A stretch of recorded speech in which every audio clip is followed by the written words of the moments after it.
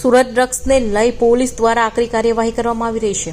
ત્યારે આવા આરોપીઓને જેલમાં બંધ કરી દેવામાં આવે ત્યારે NDPSના ગુનામાં આરોપી સિવિલ હોસ્પિટલ પોલીસ જપ્તામાંથી ભગાડી જનાર મુખ્ય આરોપી ઝડપાયો છે।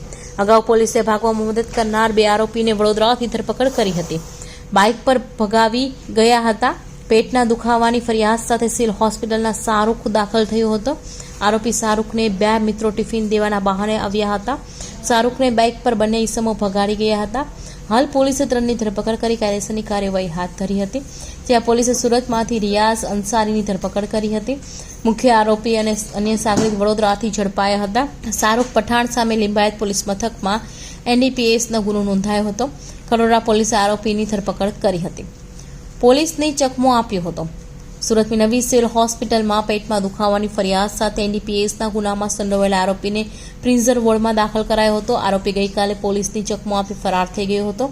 આરોપી વિરુદ્ધ સુરત લિંબાયત પોલીસ મથકમાં NDPS એક્ટ હેઠળ ગુનો નોંધાયેલો છે અને તે સબ જેલમાં બંધ હતો।